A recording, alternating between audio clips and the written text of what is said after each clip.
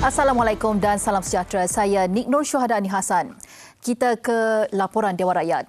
Cadangan undang-undang bagi mewajibkan potongan gaji anak-anak yang menghantar ibu bapa ke pusat atau rumah jagaan warga emas serta usaha kerajaan baik pulih kuartus guru di seluruh negara antara isu yang berkumandang pada sidang Dewan Rakyat pagi tadi.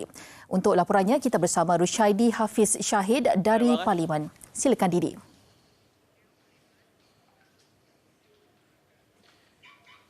Ya Nursyah, terus ke laporannya. Rang Undang-Undang Warga Emas dijangka dibentangkan di Parlimen tahun depan. Ia antara lain meneliti cadangan mewajibkan potongan gaji anak-anak yang menghantar ibu bapa ke pusat atau rumah jagaan warga emas berikutan ada yang gagal melaksanakan tanggungjawab menjaga ibu bapa mereka meskipun berkemampuan.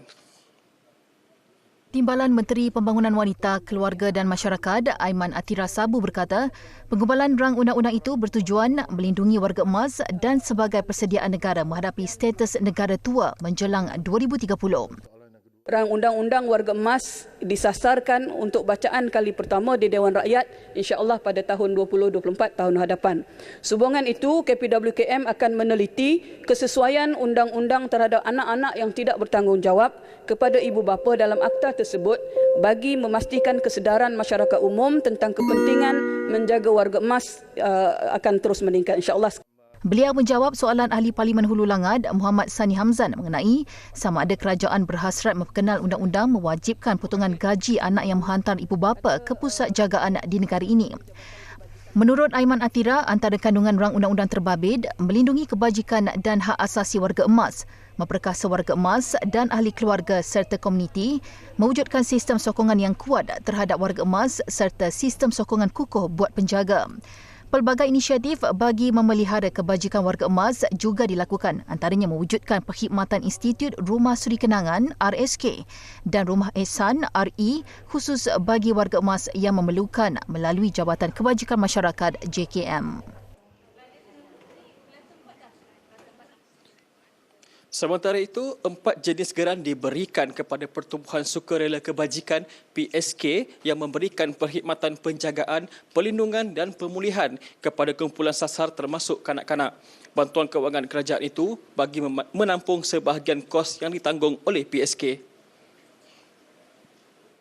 Kementerian juga menyediakan platform secara dalam talian yang dikenali sebagai sistem My Corporate Care, MyCC, di mana sistem ini merupakan alternatif kepada sektor kerajaan, sektor korporat dan juga syarikat-syarikat swasta ataupun pertubuhan-pertubuhan bukan kerajaan termasuklah individu-individu yang mahu menyalurkan sumbangan kepada PSK yang berdaftar berdasarkan keperluan yang dikehendaki. Beliau berkata demikian bagi menjawab soalan Ahli Parlimen Jelun Abdul Ghani Ahmad. Menurut Aiman Atira, geran yang diberikan termasuk geran untuk makan dan minum, geran pentadbiran, geran per kapita dan geran pembaikan. Jabatan Kebajikan Masyarakat JKM juga memperkenalkan konsep pemeliharaan berasaskan keluarga PBK dalam pengurusan kes kanak-kanak terbabit. Penempatan kanak-kanak dalam institusi kekeluargaan akan memberi peluang kepada kanak-kanak mendapat penjagaan dan pemeliharaan dalam suasana kekeluargaan serta mendapat kasih sayang dan kemesraan keluarga. Turut dimaklum, Kementerian Pendidikan KPM komited dalam usaha memelihara fasiliti pendidikan termasuk kuartus guru. Kerja-kerja baik pulih dan penyelenggaraan kuartus berkenaan sentiasa menjadi keutamaan. Pemantauan akan dibuat dari semasa ke semasa oleh JKR dan KPM bagi memastikan skop kerja dipatuhi mengikut spesifikasi yang ditetapkan. Beliau menjawab pertanyaan Ahli Parlimen Bentong yang Syafura Uthman yang meminta KPM menyatakan jumlah kuartus guru yang tersedia serta perancangan baik pulih dan penyelenggaraan. Menurut Hui Ying, penyelenggaraan dan baik pulih kuartus guru tertumpu kepada kerosakan kritikal seperti kerosakan bumbung, pendawaian elektrik, perpaipan, kerosakan tandas, kumbahan dan struktur bangunan. Ketika ini terdapat 47,947 unit kuartus guru di seluruh negara dengan 29,207 unit diduduki manakala 18,470 unit pula tidak diduduki. Sekian laporan dari Parlimen, kembali bersama Nusha di Sepentas. Selamat hormat.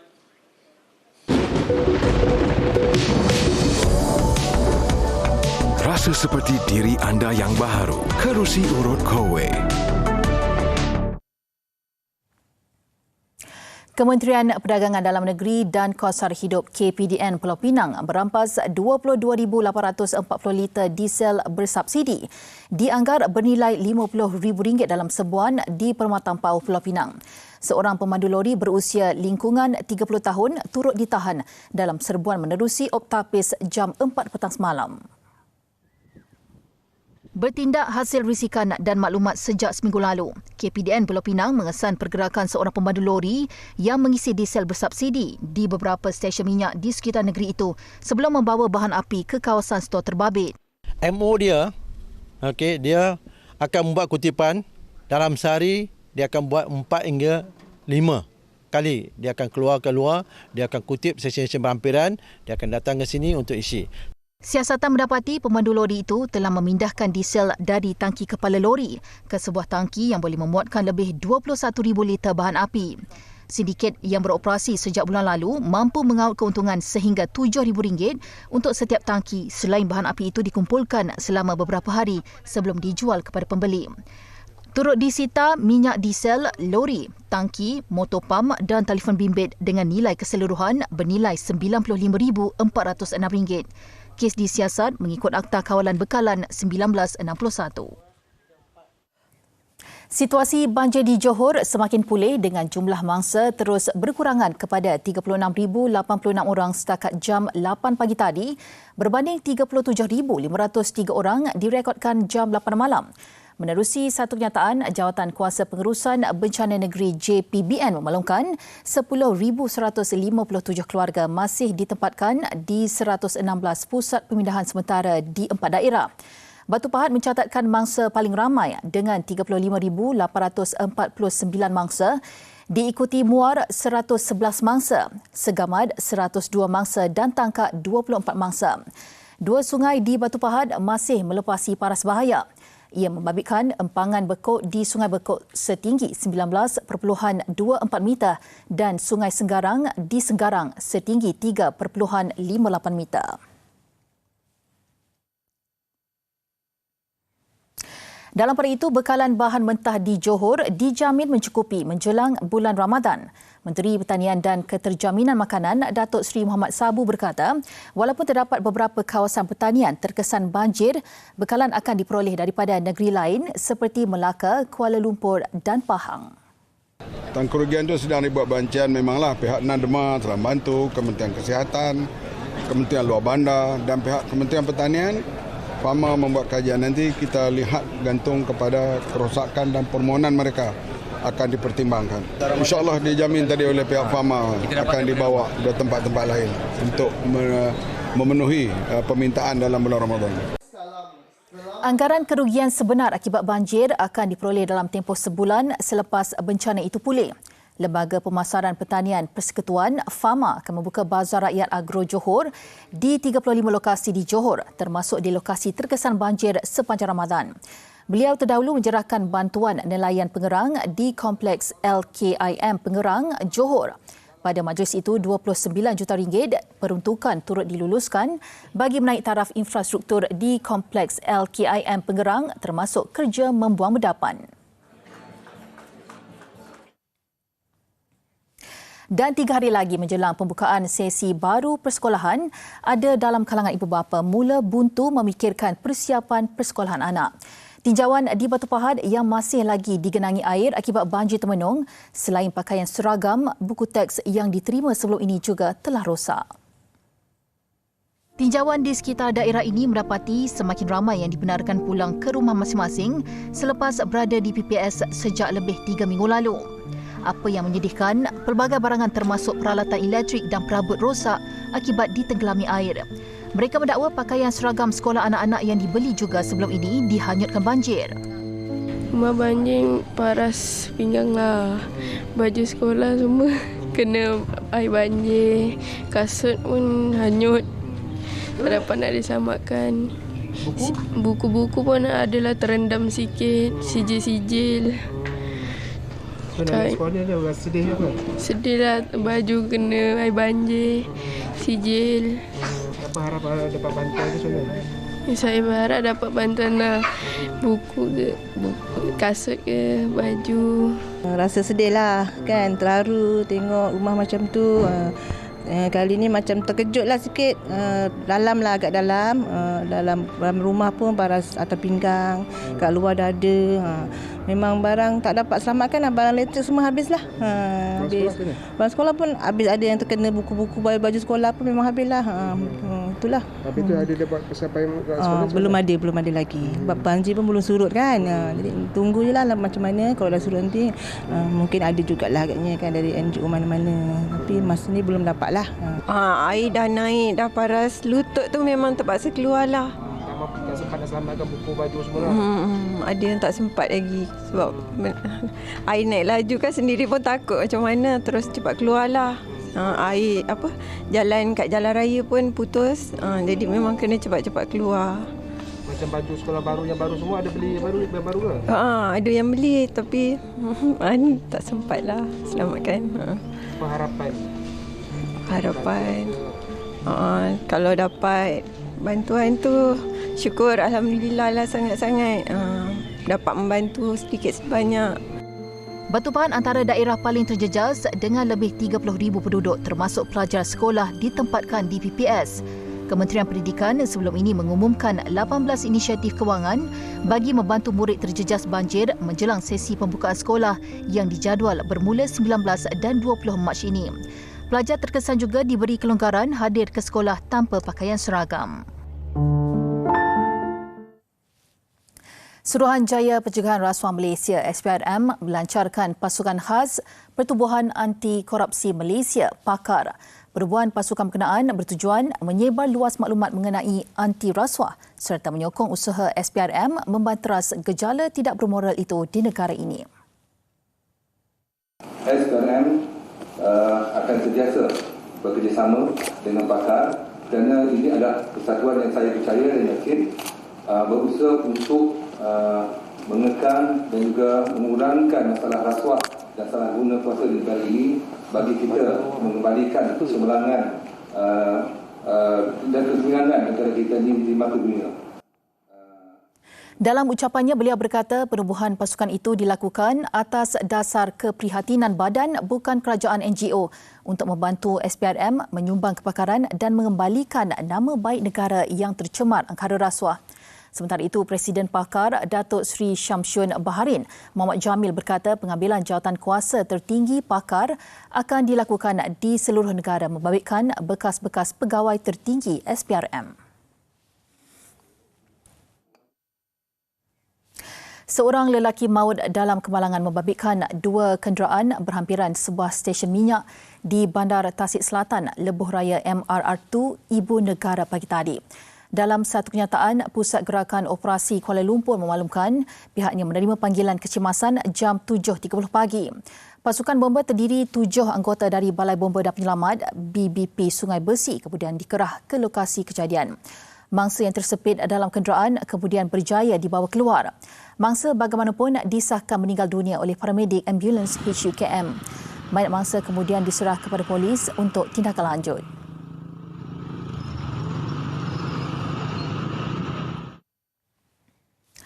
Kementerian Pembangunan Usahawan dan Koperasi KUSKOP mengadakan perbincangan dengan Menteri Kewangan bagi mengenal pasti kaedah lebih baik untuk memperkasakan perusahaan sosial.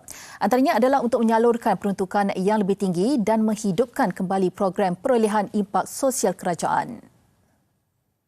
Kita menyokong agar agensi-agensi kerajaan mungkin bermula daripada agensi di bawah kementerian saya untuk mengambil daripada produk-produk perusahaan sosial dan saya daripada masa ke semasa engage mereka dan ini antara cadangan mereka. Kenapa tidak ambil daripada kami sebagai usaha menyokong perusahaan sosial untuk satunya membasmi kemiskinan dan keduanya kita memastikan kemapanan alam sekitar. Sebelum ini, perusahaan sosial tempatan dibenarkan menyertai kontrak perolehan kerajaan dengan nilai keseluruhan sehingga RM20 juta. Di bawah belanjawan tahun ini pula, RM20 juta pembiayaan diperuntukkan bagi perusahaan sosial menerusi SME Bank.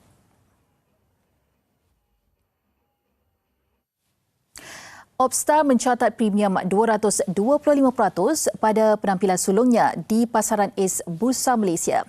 Saham syarikat penyedia perkhidmatan reka bentuk litar bersepadu itu dibuka RM2.05 sesaham berbanding harga terbitan 63 sen. Pada loceng pembukaan, saham Opstar menyaksikan 19.26 juta sahamnya didagangkan. Syarikat memperoleh RM104.25 juta menerusi tawaran awam permulaan melalui terbitan 165.48 juta saham biasa baru. Daripada jumlah itu, RM50 juta digunakan untuk mengembangkan tenaga kerja dan RM25 juta untuk membangunkan pejabat baru. Manakala RM12 juta diperuntukkan untuk perbelanjaan penyelidikan dan pembangunan dan RM12 juta untuk modal kerja.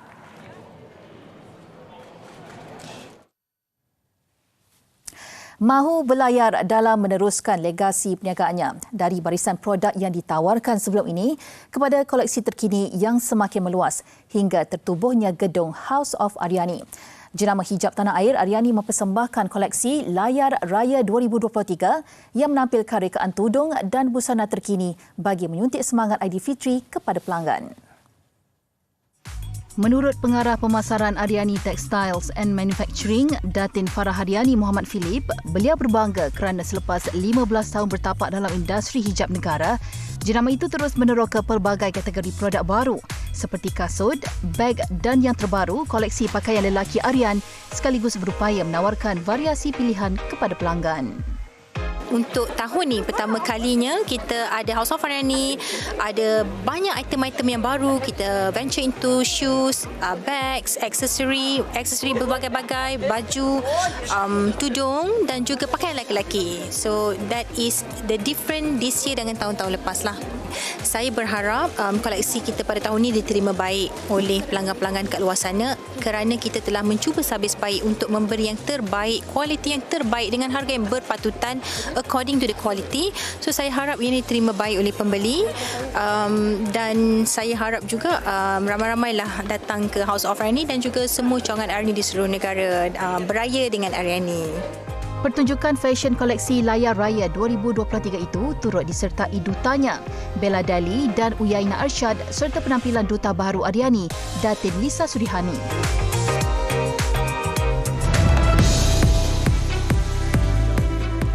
Seketika nanti, bekas Perdana Menteri Pakistan bakal ditahan hari ini.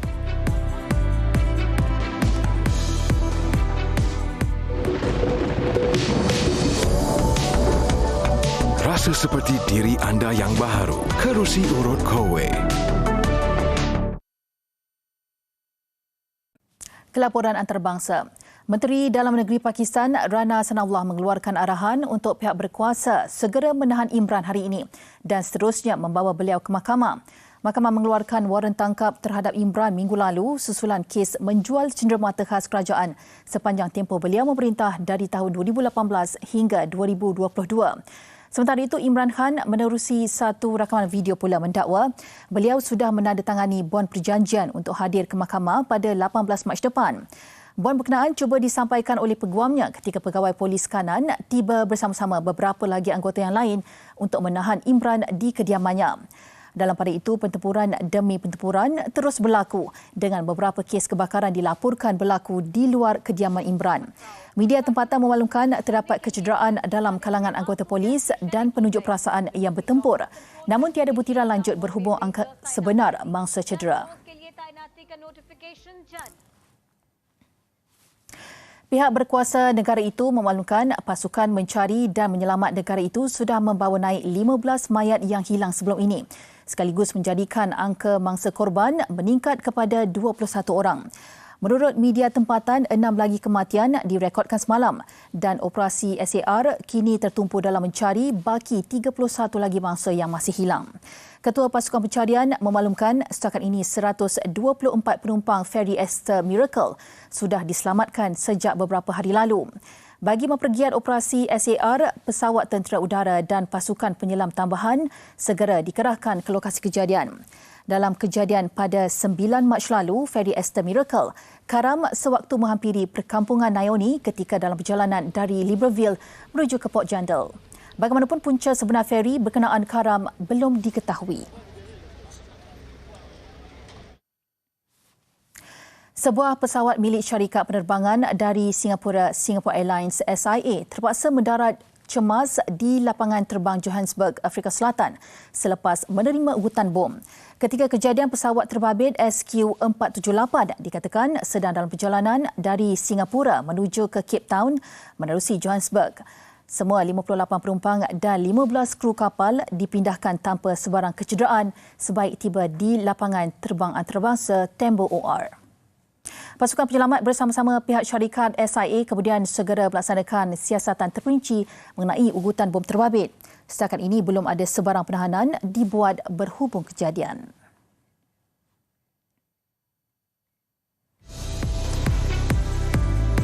Seketika nanti, THD teruskan dominasi.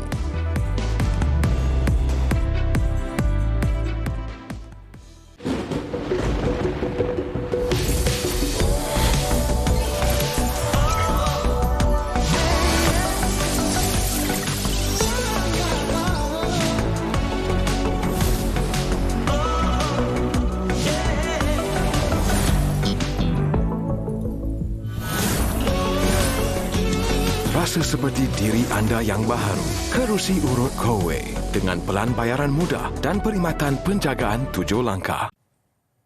Kita ke laporan sukan. Kelab Hoki Terengganu THD meneruskan dominasi pada kempen Piala TNB dengan meraih kemenangan selesa ke atas UiTM pada aksi separuh akhir pertama. Jang Jong Hyun dan Ismail Abu masing-masing menjaringkan 2 gol membantu kemenangan besar 5-1 THD ke atas UiTM. Pertemuan Tenaga Nasional Berhad TNB dan Maybank pula berakhir dengan keputusan seri 2-2. Masih segar dengan gelaran juara Liga, Kelab Hoki Terengganu THD meneruskan dominasi apabila merakam kemenangan 5-1 ke atas UiTM pada aksi separuh akhir pertama Piala TNB. Ismail Abu membuka jaringan THD seawal minit kedua sebelum dia menggandakan kedudukan pada minit ke-18. Minit ke-21, Jang Jong Hyun menjadikan kedudukan 3-0 selepas menyempurnakan pukulan sudut penalti. Dan gol kedua peribadi Jong Hyun menyusul pada minit ke-42, sekali lagi hasil gol sudut penalti untuk kedudukan semasa 4-0 memihak THD. Minit ke-56, UiTM sempat menjaringkan gol sagu hati hasil sentuhan Wan Haziq Syamuddin Wan Amir Ruzman. Namun pesta THD belum berakhir dengan Faizal Sari sempat menambah satu lagi gol pada minit ke-58 melengkapkan kemenangan 5-1 pasukan bekalan cukup selesa untuk aksi timbal balik esok. Sementara itu, Negeri Sembilan semakin menghampiri pentas final Piala Vivian Maestros selepas menang aksi separuh akhir pertama semalam. Negeri Sembilan gah mengatasi wakil Terengganu THL TMSNT dengan kemenangan bergaya 4-1. Turut meraih kelebihan KPT Unitan Tanda yang berjaya menundukkan Young Tigers 2-1. Negeri Sembilan nyata berada dalam kelas tersendiri ketika berdepan Terengganu Hockey Ladies THLT pada aksi separuh akhir pertama di Stadium Hoki Nasional Bukit Jalil. 3 gol dicipta pada suku pertama bermula dengan jaringan Nora Mirah Syakira Zulkifli dan Nur Afikah Syazani Azhar sebelum Fatin Syafiqah Mat Syukri jadikan kedudukan 3-0. Nur Afikah kemudiannya menambah gol kedua peribadi pada minit ke-23 untuk Negeri Sembilan terus selesa dengan kedudukan 4-0. Minit ke-29, Terengganu akhirnya berjaya memecah kebuntuan gol hasil jaringan padang Nur Syahira Azwan. Bagi 30 minit seterusnya, kedua-dua pasukan kental bertahan dengan keputusan 4-1 buat Negeri Sembilan kekal sehingga wisa penawan. Kedua-dua pasukan akan bertemu lagi esok untuk aksi timbal balik separuh akhir. Sekian Buletin 1.30 hari ini. Sebelum berpisah, kami tinggalkan anda dengan festival memasak sempena Hari Kuskus Kebangsaan di Libya. Dengan itu, saya Nik Nur Syuhadani Hasan. Assalamualaikum dan salam hormat.